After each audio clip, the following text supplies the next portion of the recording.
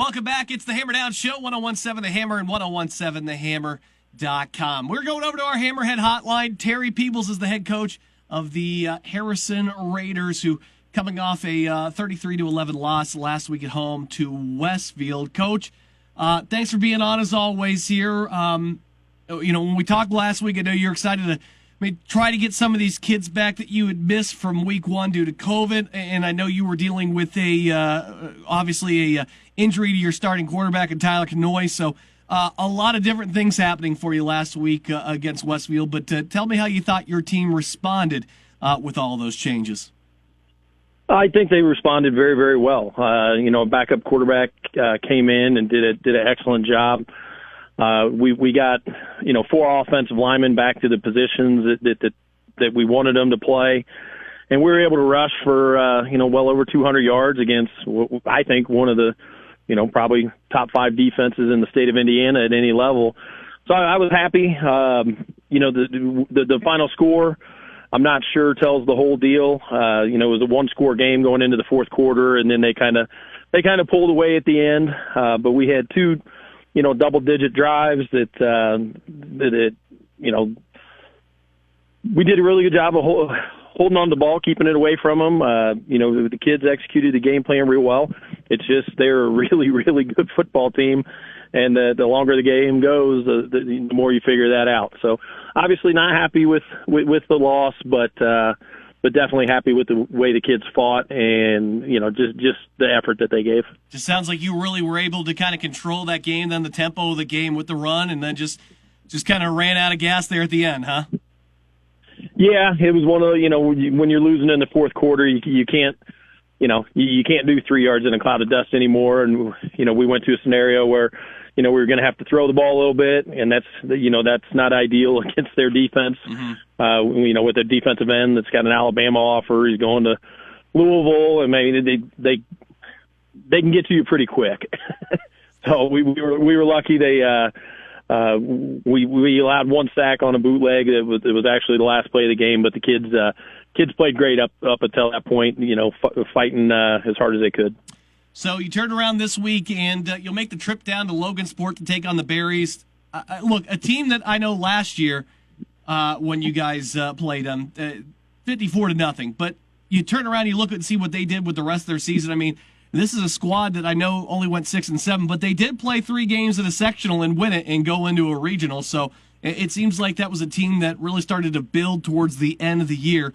When you look at this year's iteration of the Berries, what are you seeing on film, and what will present a problem this Friday night?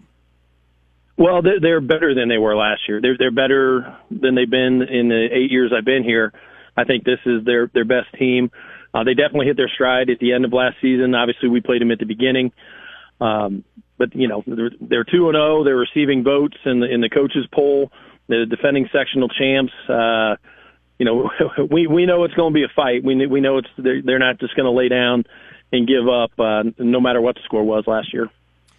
Another thing I wanted to ask you about, because obviously it was the big storyline for your week one. You're talking some 20-odd% of your players being out. You talk about 4 linemen being out for that first game due to the COVID contact tracing.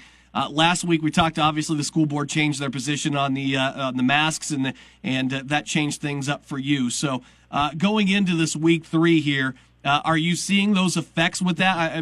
Obviously you'd be able to tell if there's less players being impacted. I'm just curious what you're seeing after they've made that change, if that's made a big difference in about the week that it's been happening. Yeah, it's cut the contact tracing, at least for us, probably in about, a third or maybe even more. It's now we might have 3 or 4 kids that might be contact traced in a week, where before it was probably more like 15 or so. So, I'm not a doctor or anything like that. I'm a PE teacher, but I'm happy to made the decision, and the kids seem to be safe. And they're dealing with it real well. They have to wear a mask to school, and I know some people are upset about that, but the kids do a good job of following the rules. And if they're told what to do, a vast majority of them are going to do what the adults tell them.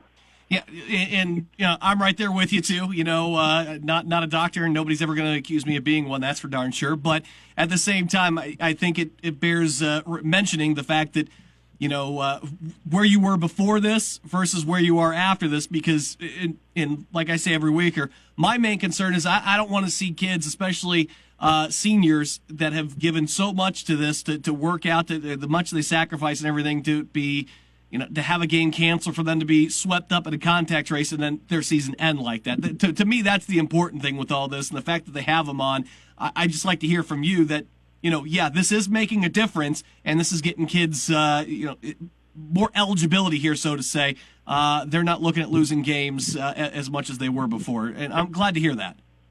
Well, it's it's keeping healthy kids in a position where they can still compete and do things. Kids get injured all the time, and you feel terrible for them if they miss games. And some kids, might get sick, but it's the ones that are sitting at home perfectly healthy, that to no fault of their own or forced to miss games and stuff like that. So I'm glad it's happening less. I'm right there with you. That's Coach Dr. Terry Peebles with us here on the Hammerhead Hotline. Always a pleasure, my friend. Best of luck this week against Logansport, and get yourself back in the win column. All right, bud? Yep, sounds great. Thank you.